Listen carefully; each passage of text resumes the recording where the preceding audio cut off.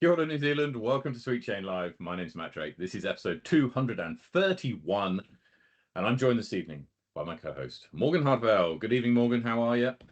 Kia ora, Matty. Kia ora, team. Kia ora, Tom behind the scenes. I'm all good, bro. Happy Thursday to you. Indeed, it's been a hot minute since we got together and said hello. So yeah, 2 weeks. It 2 has, weeks, bro. It has. So good evening, everybody. We're glad to be back. Apologies for last week. Old sickness and whatever within the old family sometimes kicks in, and it's that time of year. Well, coming out of that time of year now, Morgan, it's getting more and more lighter and nicer weather and all that kind I of don't stuff. know what the weather was doing up your way, but I was at a job today where it was, and I know this isn't by any stretch warm, but about 17 degrees, and I walked into the house, and by the time I walked to the other side of the house, it started hailing outside.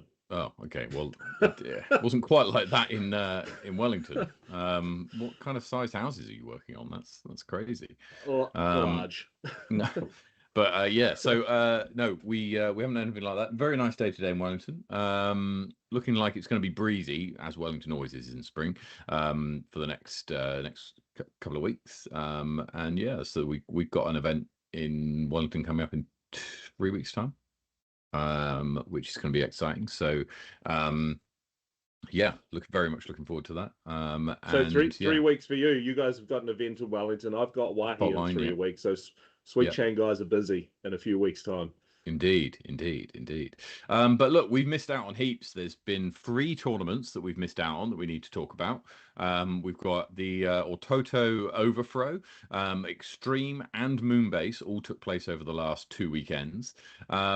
We're also going to be going through the tipping for the Temuka Tussle, which is this weekend. We're going to be talking about Sweet Chain Nation, which launched earlier on this week. So we've got more information on that, which is going to be coming out. So get yourself involved with one of the events that's being run up and down the country there. Yeah, and I tell you, something that I've had to do, or I'm going to have to do, Morgan, as part of setting up the Wellington event, is that my officials status on PDGA expired. It's been some time since I ran a tournament, so I've got to redo the exam. So we're going to be looking at some PDGA. I bet you're looking forward to that. Oh, we're going to be looking through some of the official exam questions later on. I'm going to give you and chat the option to you try and help me out and see if you can help answer some of the more trickier questions that I've come across. I said to you today or yesterday that I just call it the PDGA riddles exam. These days, it's pretty out the gate. If anybody in here has done the test recently, you know what I'm talking about. It's Adam's got 3 plums and Jerry's got 2 apples. So how many trees have grown in your backyard in the last 70 years, right? It's a little bit like that. We got some genuine PDGA officials exam questions coming up a bit later on, which we're going to be going through and seeing if people at home can guess or if they even know the right answer. We'll find out. But before we do, if you have not liked this video, I'll just give you a moment to do that before we go through hot scores. And even better than that would be if you could hit the subscribe button. Really helps us out. Gets us in front of more people. And actually, we're only, it says 8 on the screen, but I think we're only 7 away from another giveaway at 500. So another giveaway. Yeah. I know, right? So yeah, we've got that still to come. But yes, so go ahead, do all that whilst Morgan is taking us through the South. All right, straight to those hot scores as we do every week, and we're headed down to Queen's Park, where the Queen of the South, Alison Tweedy, at least the Queen of the Deep South, Alison Tweedy, takes down the hot score this week with an 11 under par. Then we head over to Dunners, Chingford Park, and Brockville, both dominated by Calvin Cummings. He shoots a nice 7 down at Chingford and 6 down at Brockville. Up into my neck of the woods at Flight Park, where this year's first annual Sweet Chain Nation event is going to be held. Mikey Yu, the Flickmaster Mike, shoots 12 down.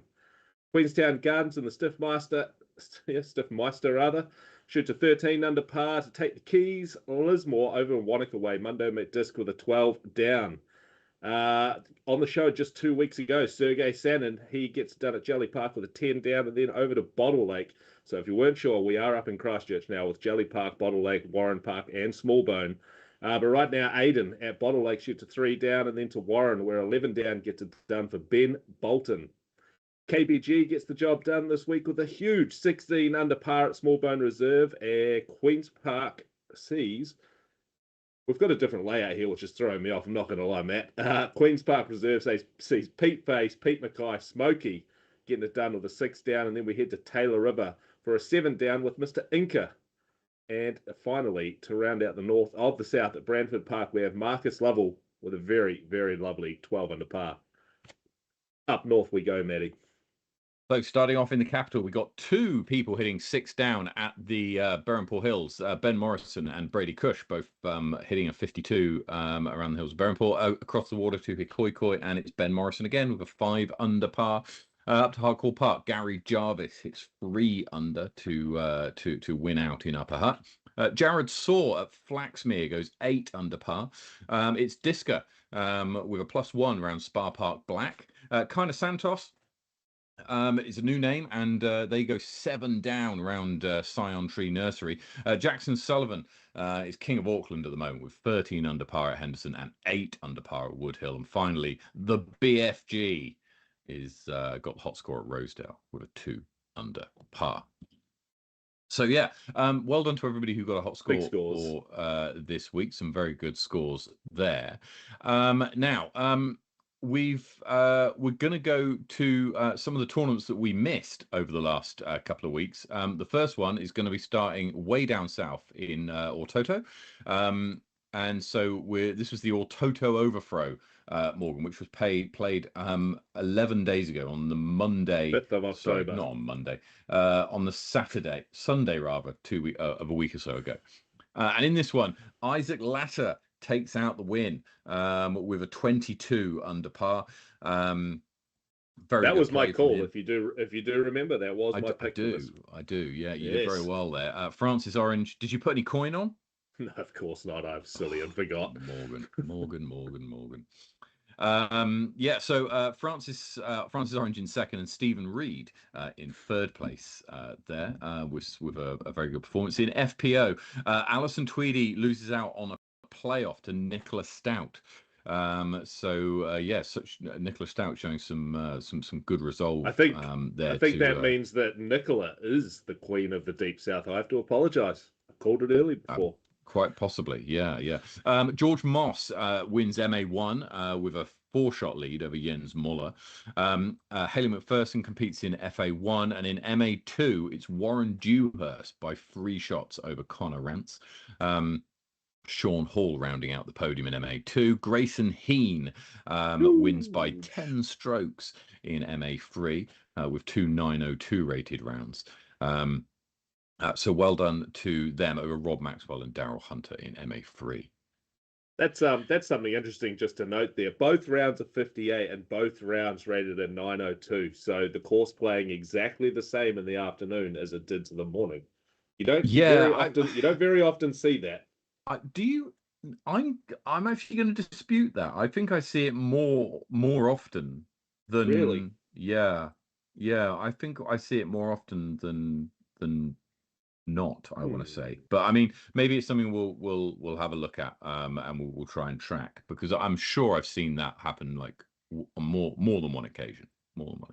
I'm sure it has happened on more than one occasion. I don't feel like it's very irregular though. Okay. Now we're going to be looking. So we are. We're going to be checking. So well done to everybody down in Ortoto. Same weekend was the Extreme, which was played up in Tauranga, and that's played on the Saturday and Sunday. And the winner here, Josh Pratt, takes out the win on a playoff against Simon Feasy. Simon Feasy looked nailed on to win this. I think that was both of our shouts at the beginning of the weekend, but it was Josh Pratt who takes out the win. Luke Hempel in third. So well done to those guys. Josh Pratt shooting 1,000 rated round, 1,001 rated second round to push him into the playoff. In MP40, Kane Meal shoots the hot round of the day with 1,008 rated second round to tie with Mark Dakiv and then win on a playoff. So congratulations to Kane. I think someone in chat tipped Kane to take the honours there. playoffs happening all over the show. Indeed, indeed. And in MA1, Sean McKenzie takes out the win, this time not on a playoff, but by 2 shots over Max Jobert, and those guys were comfortably ahead of Mitchell Kite in 3rd. In MA40, Hayden Shaw, I think we called this, wins by 11 strokes, sorry, in MA40 over Wilden Martiner and Mark Hamilton. And in MA50, Gary Jarvis wins on a playoff. I think we called this one as well. In a playoff over Bryce Kennedy, Sean Ashford in 3rd. Edwina Mandasodza wins in FA50, and Eileen Doricott wins in FA60. And finally, in MA2, Michael Weinhahn wins by 2 strokes with a 965 rated first round. Very impressive there from Michael, and a 922 following it up in the second round, which was enough to hold off a charging Jordan Kemen in the second round. In MA3, Sam Masters wins by 9 strokes over Robin Bain and Simon Bass in 3rd. In FA3, Rebecca James Longueville wins by 6 strokes over Libby Darrett, Linda Bester, and Kate Crossman tie for 3rd. And finally, in MJ18, Kieran getting the better of his younger brother by 7 strokes in MJ18. So well done to everybody there.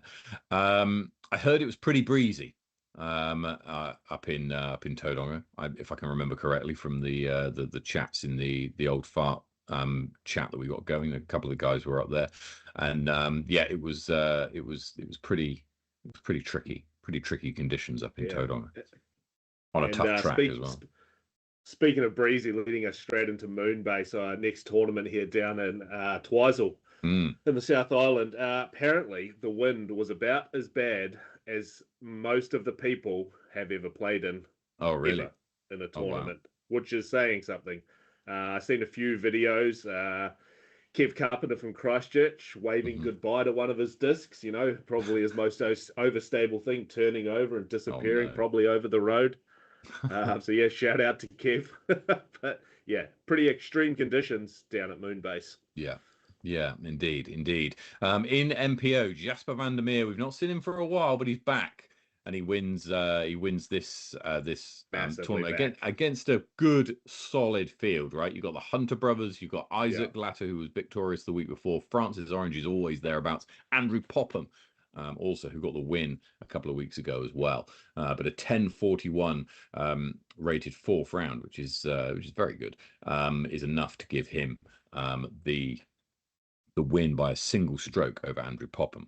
Francis Orange. That's an insane round. 10:41 is just massive.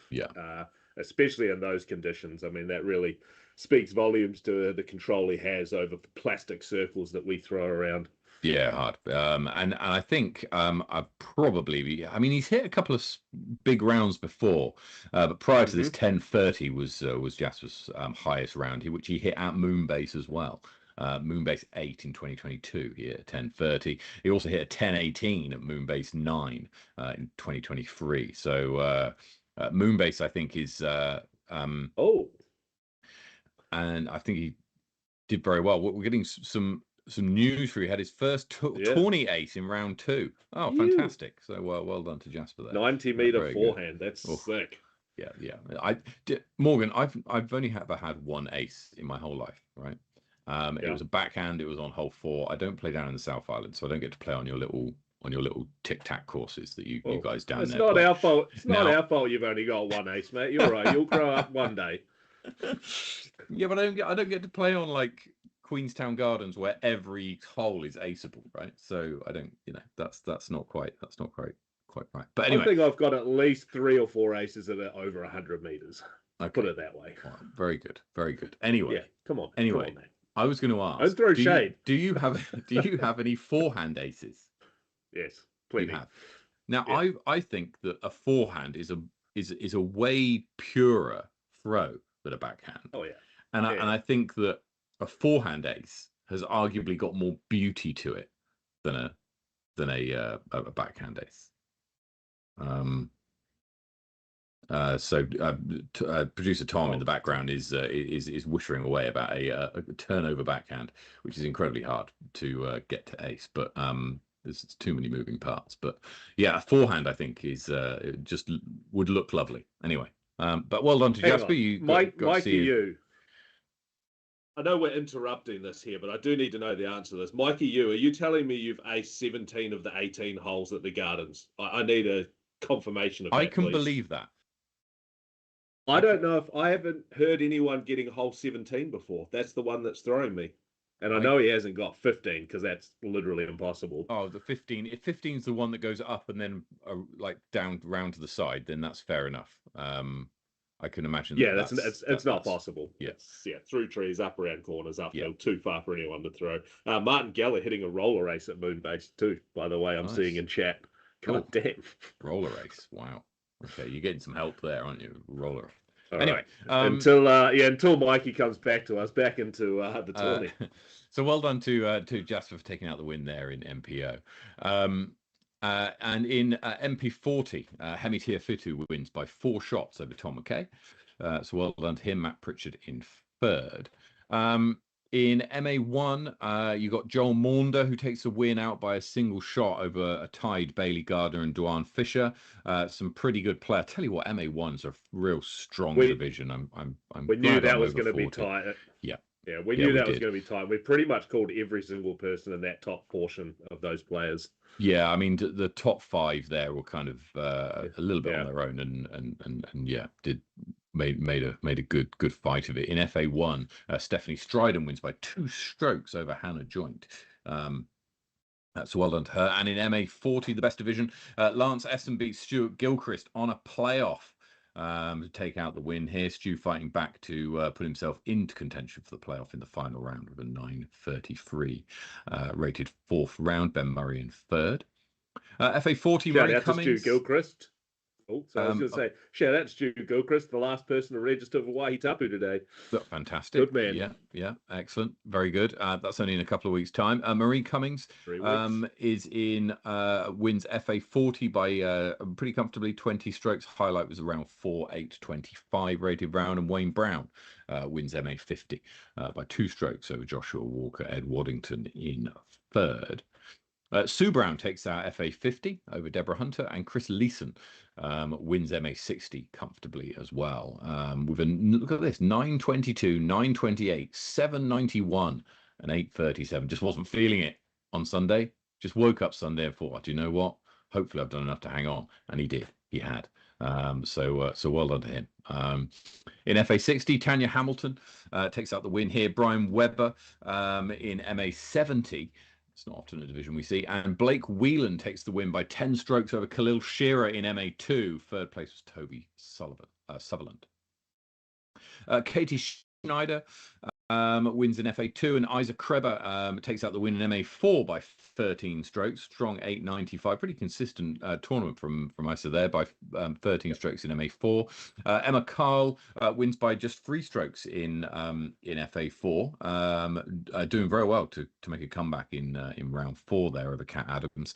In MJ18, Grayson Heen makes it 2 from 2. And wins by 10 strokes over Carl Rasmussen, and Sebastian Stryden wins by 11 strokes in MJ15 with a highlight round 2 9.18 rated 2nd round. So well done to him. Well done. So yeah, some pretty hot scores there, Morgan, from around the country over the last couple of weeks. Yeah, totally. People have been tipping in the meantime. We'll go through the odds of the Temuka Tussle, which takes place this weekend. But don't forget, we are into season 4 of Sweet Chain Tipping, and there's going to be heaps of events that we're going to be that are going to be available to tip on. All you need to do is to head over to sweetchainlive.com, and you'll be able to you get 1,000 coins to get started, and bang, you're in. And you can put your bets onto the Temuka Tussle. We'll go through the odds of the Temuka Tussle in a minute, but first, I wanted to talk about Sweet Chain Nation, Morgan. Sweet Chain Nation, now, baby. This was something which we've been talking about on the show for a little bit, even longer between ourselves. Now, so just to give people kind of the premise, if you've not heard of this yet, then here's what it's about. we're trying to here at Sweet Chain Live, we're trying to create a series of events, or an event, if you like, that's got lots of little sub events around the country, to get as many people playing disc golf, sanctioned disc golf, on the same day as we possibly can. Okay. Yes. Now the record stands at 297, I think, which was nationals this year. And I think that's right. And so we're trying to beat that. Okay. Now we've got 8 events, and there's rumors of another 9th that might be coming, but we'll need to confirm that before we can release any more details on it. There's 8 events so far. So you've got Queenstown, Wellington, Westport, Christchurch, Towport, Invercargill, Auckland, and Timaru, all over the country. There's going to be an event near you. Now they're all one-day events on December the 13th. And if you go to Disc Golf Scene, this is a picture of the Disc Golf Scene website there, you can see on the screen. That's you've got all of the events are in. Westport, Morgan, have sold out already. They've sold out twice. they have. They've got 50 people already signed up, which is incredible. Yeah, the other thing about Westport, I think I saw Stephen Dory in the chat, actually. And so tip of the cap to the Westport team there, because of their 50 players that they've got signed up, 23 are in junior divisions. Yeah, that's fantastic. Right? That's growing the sport right there. Well, that's right, and that's the point of these tournaments, right? Is that we get as many kind of new players playing in these tournaments. Are set up to be as cheap as chips to get as many people playing. Westport is charging just $20. Wellington's $20. Queenstown's just charging $5, I think. $5. Christchurch is charging like $7, I think, but that includes an Ace Kitty entry. So $5 for the entry, $2 to get enter the Ace Kitty. So sanctioned disc golf I don't think it's ever been cheaper. All right, there's some big tournaments coming up at the beginning of next year, and some of them are quite pricey.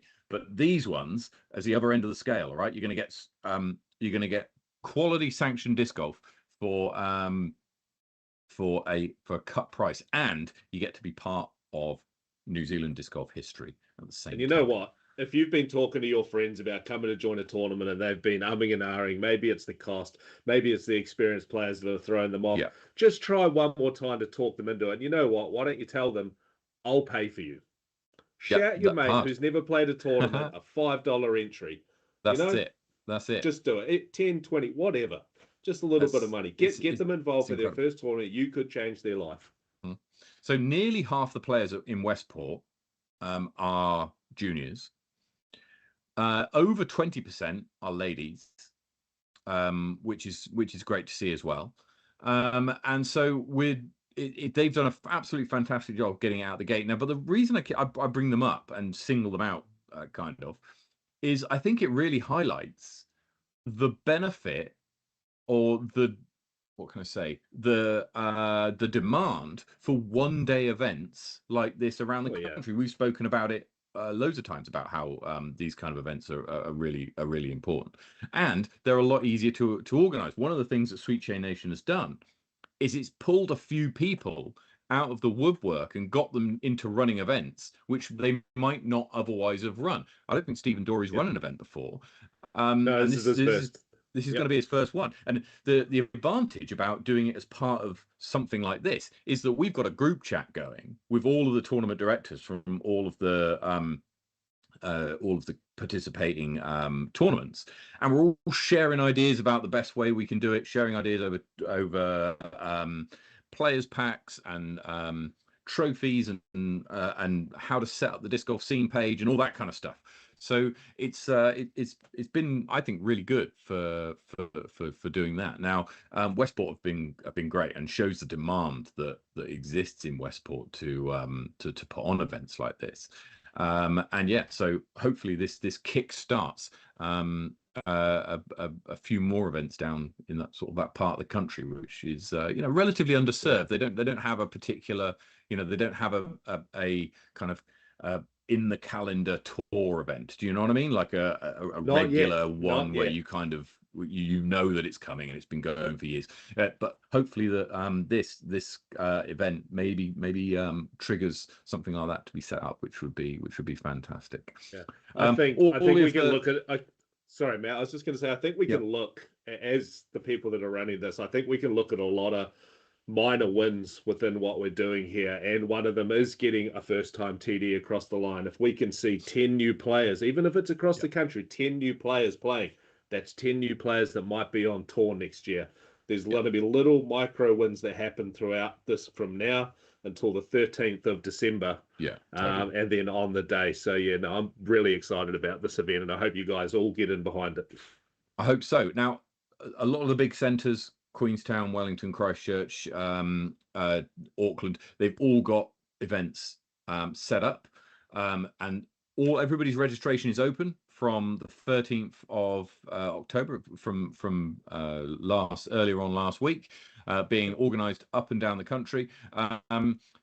Most people are charging within that kind of $5 to $25 range, right? Which for a sanctioned disc golf for the day, I think is pretty good.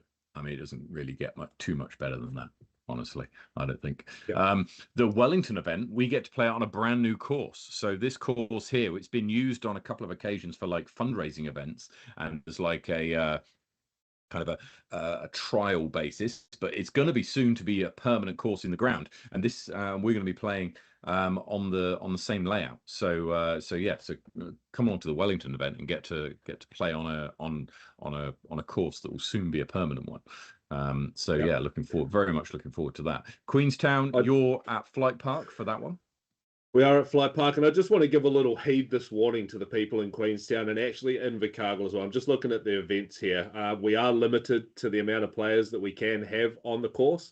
And although there's only 15, I think it's actually 16 people in Queenstown now that are signed up, if you wait till the last minute, like I think a lot of people are going to be, I think you might miss out, because there's going to be a lot of people that go, sweet, $5 tournament this weekend.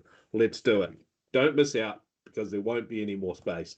That's just right. Get your $5 in today. That's it. Get it in. We're trying to break the record. I think we're on about 140 people currently. So 142, 143. Yep. Yeah. Now, Topor, they are in the process of just getting the council just to give them the nod, which I'm sure that they'll get it along across the line. They've got a good relationship with the council up there, I understand. So there is another event going on there at the same time in the park, but hopefully they can get that one across.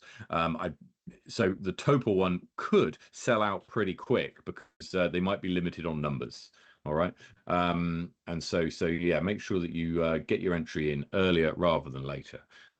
For this, it's I get it. With a $5 tournament, you kind of think to yourself, "Oh, I might just wait until the day it's on before I sign up." But no, get yourself signed up, and we'd love to see you and be part of history as we try to build the most amount of disc golf players playing sanctioned disc golf in the same day. So yeah. Now you'll notice on the disc golf scene page there that we still got up on screen that the several of the events have PDGA C tier next to them, and some of them don't. One of the ones which doesn't is Wellington. And that's because my PDGA officials status ran out last year. Probably was last year, some time ago, which means I've got to do the exam again before I can sanction the tournament and get it in. Now, don't worry, if you signed up already, it'll all sync up when I put the PDGA site in, when I put the PDGA thing in. I'll probably do it tomorrow, honestly, and then it'll all be set up, and you'll see the next events on your PDGA page as being signed up for it. You don't need to be a PDGA member, by the way, in order to sign up. If you're watching this and you're not a PGA member, then no fear. You don't need to be a member in order to sign up. Just sign up as you would anyway. And yeah, but Morgan, what doing the officials exam means is I've got to take some of the questions. Riddles, yes. I mean, you've done the exam, haven't you? I have. Sorry, Tom's in the background going, just do it now. I'm not going to. I have done. Yes, we're not going to have you do the test right now. It does take about 20 minutes or so to do. Yeah. I do have some sample questions from the exam, and we're going to go through them. And I want to know, Morgan, whether you can give some correct answers, and chat will be looking to you as well also to see. All right, we might do 3 or 4. They are multiple choice. All right, so have a listen out for the answers. Okay, right, here we go. Right, first one, I think this is fairly easy, but we'll see. A player calls for a refro because they slipped on a pine cone. The group notices the pine cone was part of the course since hole 1. What is the correct call? Is it A, no refro, natural features are part of the course? Is it B, allow the refro but add a stroke for pine cone negligence? C, issue a courtesy warning to the tree? Or D, mandatory 2-stroke penalty for poor footwear choices? What are you saying there, Morgan? What are we going with? Well, it's no rethrow, but they can always rethrow their last throw from the same lie for a stroke penalty. So Indeed. It depends how you take the wording. Yeah. It's a tricky one, that one. It's a tricky one on that one. Mikey's saying A, and yeah, that's and Daryl's saying A as well. Okay, so what about this next one? A player's drive lands perfectly inside a rabbit hole. The rabbit emerges and pushes the disc 5 centimeters closer to the basket. What happens? A, play from the new lie, animals are part of the course. B, mark from the original position, rabbit interference is casual. C, a 2-stroke penalty for unauthorized caddy behavior. Or D, award the rabbit a C1 putting stat. Which one do you think is the correct answer there? It's B, and take the rabbit home for dinner. Take the rabbit home for dinner? I did. but it's B. It has to go back to the original position. Okay. All right. Okay, let's have a look. We've got the next one here. A player's disc lands on the back of a turtle, which slowly walks OB over the course of 7 minutes. The group argues the disc was inbounds when it came to rest. What's the call? Is it A, OB, turtles are considered active transport? B, inbounds, natural motion is irrelevant to the lie? C, play from the turtle's next known nesting site? Or D, producer Tom's got to stop that. He can't be my fool guy. Or D, a 2-stroke penalty for failing to warn the turtle. Morgan, where are you going with this? I don't even know what you just said the last two, but it goes back to when it originally came to rest. These are genuine questions from the PDJ. This is what I mean. They're freaking riddles, man. They're so stupid. PDGA, pull your socks up. God damn it. How's anybody supposed to answer questions when they're freaking laughing like this? It's where it came to rest. Whatever that answer was, it's where it originally came to rest. Same as the last question. I know. Okay. Yeah. All right. So, well, should we have a look? Should we do any more? Do you want to do one more? Man, I don't know if it gets better than that. Okay. Well, we'll do one more. Okay, here we go. So during a hailstorm, a competitor's disc is struck mid-flight by a goose wearing an event volunteer lanyard. The disc lands in a basket that is 2 inches higher than regulation height due to frost heave. What's the proper ruling?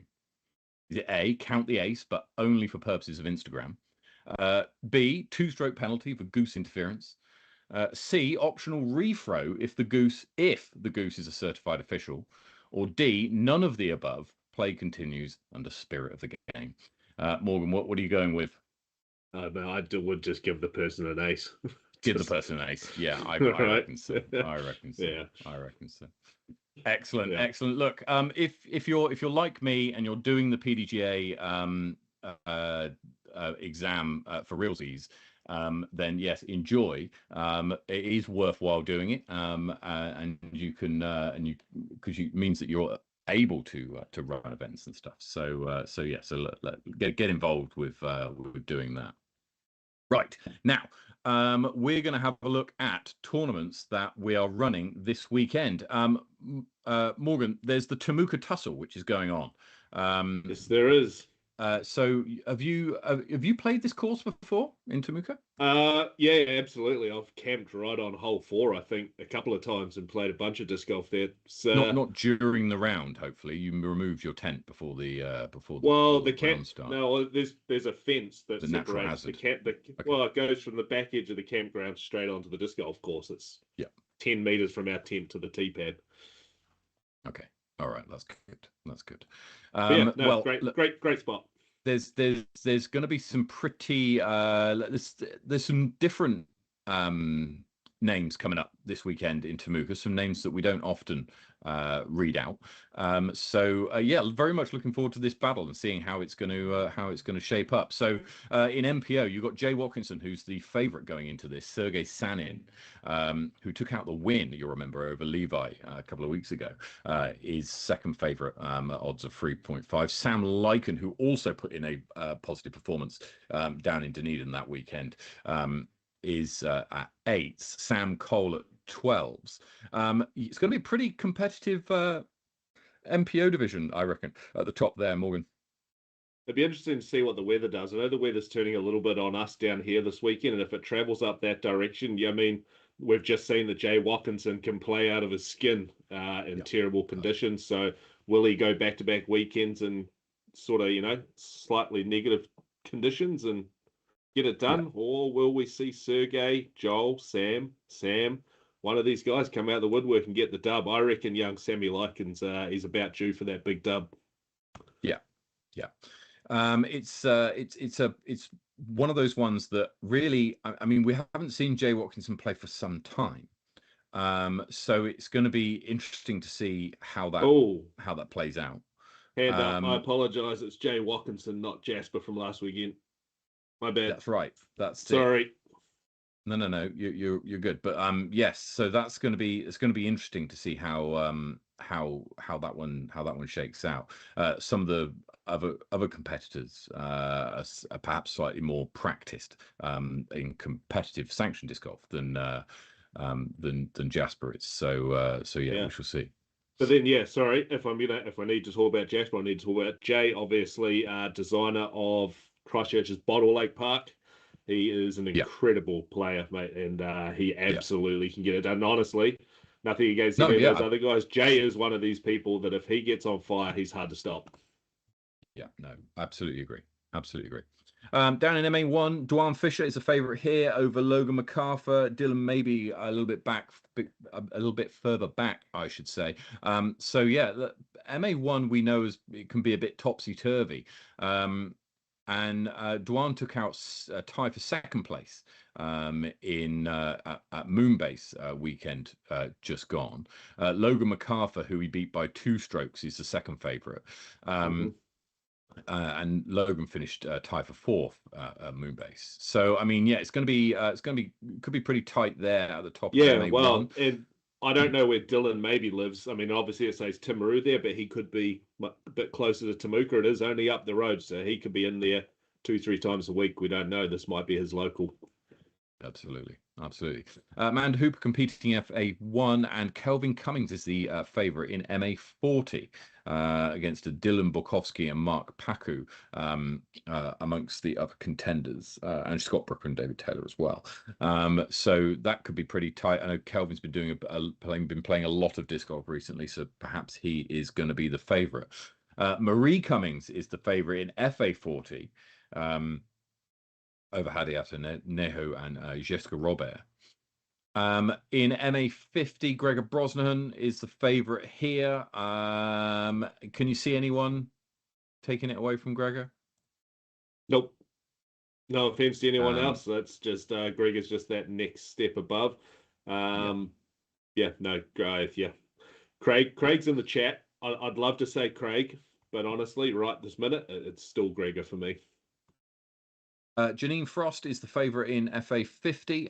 Robin Hall is the favourite in MA60. In MA2, Dwayne Aberhart and Ashley Poi Poi are incredibly closely matched, ranked 166th and 168th respectively, and so will do battle along with Sean Hall, Brandon Thompson, Charlie Clemens, Luke Cunningham will all fancy their chances going into MA2 this weekend in a big division. Isa Kreber there, who took out the MA4 win at Moonbase, competing in MA2 this weekend. In FA2, Katie Schneider and Katie Cunningham are pretty evenly matched. Alexandra Luafutu in third favourite. Josh LeBreton and Jade Scott, nothing to pick between them, according to the digital development team. In MA4, Nick Stratford and Tim Hecke will be looking to edge their way onto the podium, along with about half a dozen other players who in MA4 who incredibly tight division, so difficult to Mr. Malachi from Australia taking the trip over the water's way. Indeed, it makes it a lot harder for the digital development team to pick odds for that, but we do our best to get it right. Morgan Lee is the favourite in FA4. Benjamin Haig is the favourite in MJ15, and Alia Barable is the favourite in FJ15. So yeah, that's Temuka. Really, hold on. Alia Barable's the favourite over Mackenzie Craig. Or is Mackenzie not in there for you? No, Mackenzie is in the odds. Yeah. Oh, that's interesting. So Mackenzie's rating is 731 over a 609 Aaliyah. So the reason for that, I think, is because Aaliyah beat Mackenzie at a day in the Bay by a single stroke in August of this year, which is the reason why she's been placed. She's got odds. She's got shorter odds. Okay. She also won the Temuka Tussle 2 years ago over Mackenzie Craig as well. Obviously, when Mackenzie was a lot 2 years younger than she is now. So I mean, and that's how it's reached where it's going to reach. There could be some value there because obviously these are all based on past. I'm off to pull a Ewan Craig right this second. Okay, all right, excellent. Yes, I heard that. I heard that Ewan's put some big coin on his daughter there. So yeah, we shall see. Yeah. So and have we seen producer Tom? I'm hearing has done exactly the same thing. So we'll find. You gotta be in it to win it, guys. You gotta be in it to win it. Right, so that's the Temuka Tussle for this weekend. So head over to sweetchainlive.com/tipping and get involved with all of that. Now, Morgan. Yes. Let's play some Distal. Okay, I was about to say, what did I do this time? All right, let's play Distal. All right, do you want me to start off, or do you want to start off? Yeah, now go on. You can start. Let me start with a Paige Pierce Fierce. Paige Pierce Fierce. Fierce. Let's run that, and that's come out of absolutely nowhere. So, well done. Ooh. This graft is correct. It's slightly faster, slightly more stable. Lots of things are slightly faster and slightly more stable than a Fierce. So let's go with it's a Discraft, so an overstable mid from Discraft.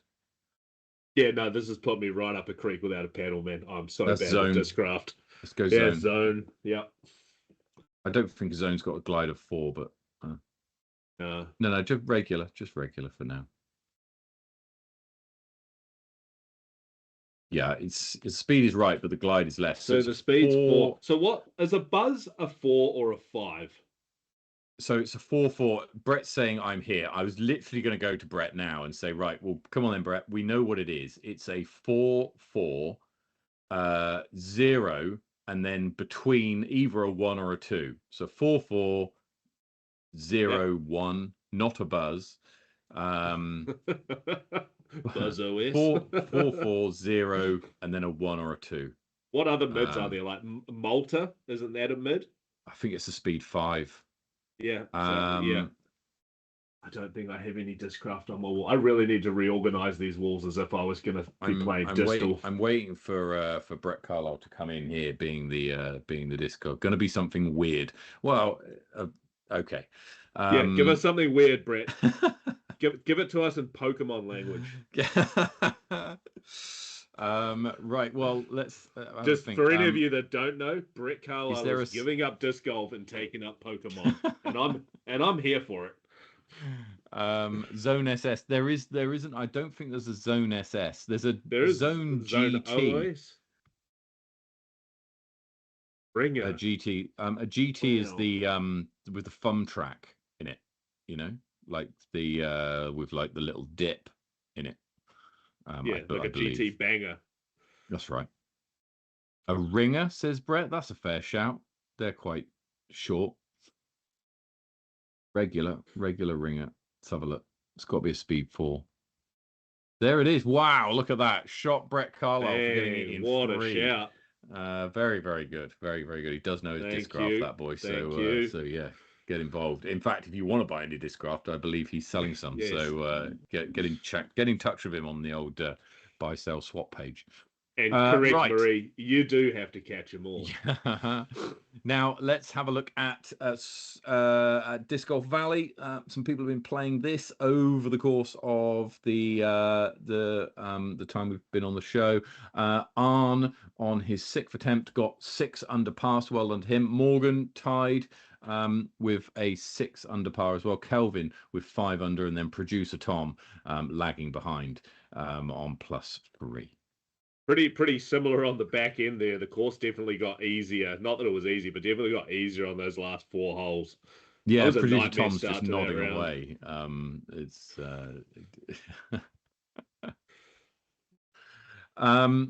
now something just before we go, we'll go through power rankings because there's been a few tournaments since last time. But we'll go through power rankings in a minute. But before we do, just want to say a huge shout out to James Hall, who has been responsible for designing our new logo. You might see it. It's down in this bottom corner here. No, that's the wrong one. This one here.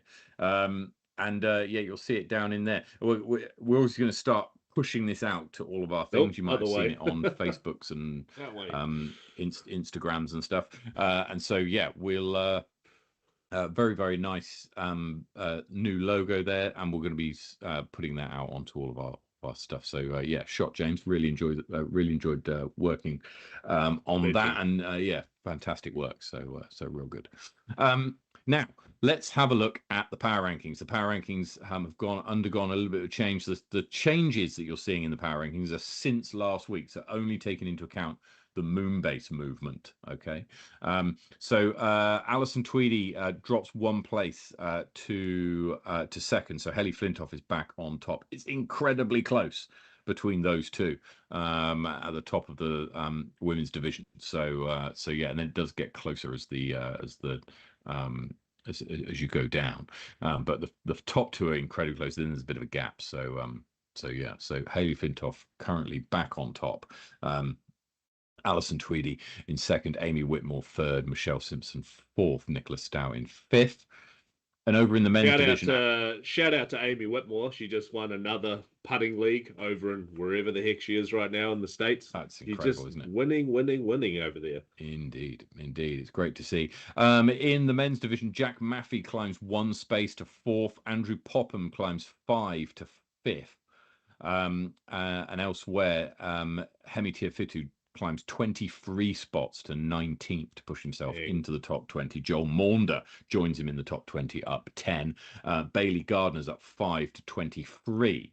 Some other big movements. Andrew Faulkner, the other Andrew Faulkner, climbs 90 positions to 123. So well done to him. Logan MacArthur's up 40 to 60. James McDonald's up 49 to 52, and Brandon Ralph is up 29 to 100. Nice. So yeah, so yeah, great to see. We got Temuka Tussle. There's going to be some great competition happening there. Morgan, I'm very much looking forward to Faultline Fury, which is happening at the end of, or the beginning, I should say, of November. I had a look at the course map today. It's going to be incredible. So if you're not signed up for Faultline, make sure you get involved. Also, Sweet Chain Nation, If you go to Disc Golf Scene, search up Sweet Chain Nation. You can't miss us. There's 8 events there. It's a wall of Sweet Chain on December the 13th. Get involved and get yourself signed up for one of the events somewhere around the country near you. We'll hopefully see you there. Until then, hit the like, hit the subscribe, and very best of luck to everybody playing at Temuka this weekend. And wherever you're playing disc golf, take it easy, play well, get some birdies, and we'll see you next week. Cheers.